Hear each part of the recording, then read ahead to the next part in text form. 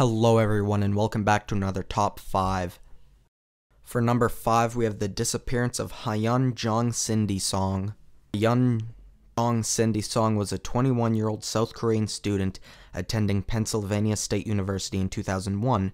She dressed up in a bunny costume and attended a Halloween party at a nightclub in State College. After leaving the club, Cindy spent the next few hours hanging out with her friends before she was dropped off at her apartment at 4 a.m. This was the last anyone ever saw of her.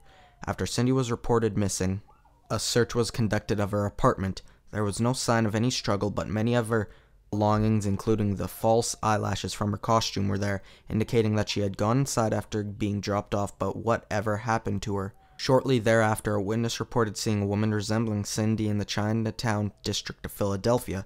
This woman was inside a vehicle with an unidentified male and crying out for help.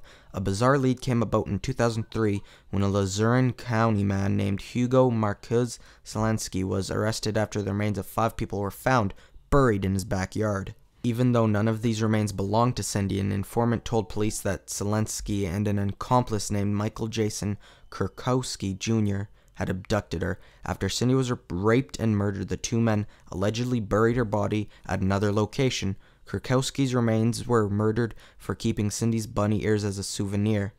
Thus far, no evidence was found to tie Zelensky to Cindy's disappearance, but in January 2014, the burned remains of a dozen more people were found buried on his property. It remains to be seen if any of them will be identified as Cindy Song.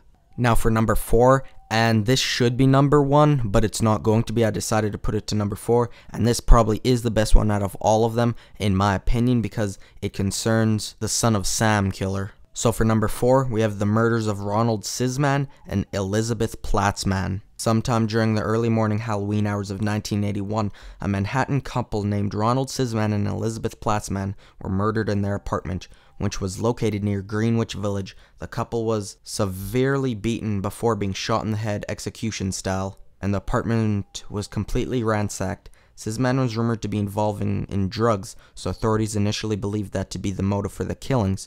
However, the case took a bizarre turn when a prison informant claimed that one of his fellow inmates had somehow predicted the crime weeks before it actually happened. The inmate turned out to be none other than the notorious Son of Sam killer, David Berkowitz. In 1977, Berkowitz was convicted of a series of shootings which took the lives of 6 victims and left 7 others wounded. There's always been speculation that Berkowitz was involved with a satanic cult and did not commit all the Son of Sam murders on his own.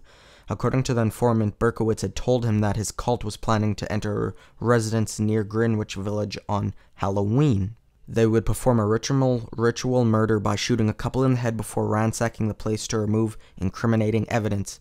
When questioned about this, Berkowitz claimed that Sisman possessed snuff footage of none of the Son of Sam shootings and was planning to hand it over to the authorities to avoid some drug charges. While no evidence was found to support Berkowitz's claims, he did not provide an eerily accurate description of Sisman's apartment. No one knows if the murders of the Sisman and Platzman had anything to do with the Son of Sam case, but they are still unsolved. Now for number 3, the murder of Nima Louise Carter. On Halloween night in 1977, the parents of 19-month-old Nima Louise Carter placed their child inside her crib at their Lawton, Oklahoma home. The next morning, Nima's parents were shocked to discover that she was missing. Since the window in Nima's bedroom was locked, it's theorized that her abductor had been hiding in the closet and sneaked the child out of the house while her parents were sleeping in the living room. A month later, a group of kids were playing in an abandoned house 4 blocks away from the Carter home. When they opened up the house's refrigerator, they received a horrifying shock when the decomposed body of an infant came tumbling out. The child was identified as Nima Louise Carter, who died of suffocation. A similar crime had occurred in Lawton in April 1976 when a pair of 3-year-old twin sisters, Mary and Tina Carpenter, were lured out of their home by a young woman and forcibly confined inside a refrigerator at another abandoned house. When the sisters were found 2 days later, Mary and suffocated.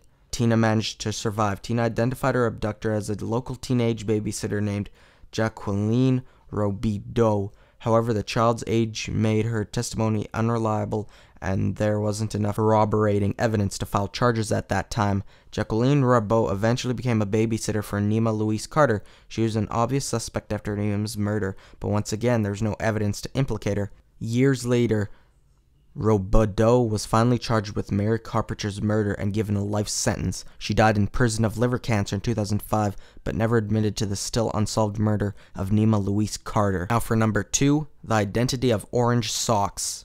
On Halloween in 1979, the unidentified body of a young woman was found in a concrete culvert near Interstate 35. Just outside of Georgetown, Texas, the victim appeared to be in her 20s, and she had been sexually assaulted before she was strangled to death. It seemed likely she was murdered that very same day, and the only unique clue to her identity was a silver oval-shaped ring on her hand. The victim was nude, and the only garment of clothing she had on was a pair of orange socks. Since the young woman was never identified, Orange Socks became her nickname. Years later, serial killer Henry Lee Lucas confessed to the murder of Orange Socks. He even stated that he had sex with her corpse after she was dead. However, Lucas did not know the woman's identity. He claimed he picked her up while hitchhiking and only remembered that her name was Joanna or Judy. After being sentenced to death for the woman's murder in 1984, Lucas recanted his confession in order to have his sentence commuted. Indeed, further investigation showed that Lucas was likely working in Florida on the day of the murder. Lucas was notorious for frequently confessing to murders he never committed, and no one is sure how many people he actually killed. Harry Lee Lucas died in prison in 2001, but Orange Socks is not the only unidentified murder victim that he has been connected to. Now for number 1, the Walking County Jane Doe. On the morning of November 1st, 1980, a truck driver discovered the nude body of a teenage girl next to Interstate 45, just outside of Huntsville in Walker County, Texas. The victim had been sexually assaulted before she was beaten and strangled to death. Since the young girl was never identified, she was simply to become known as the Walking County Jane Doe.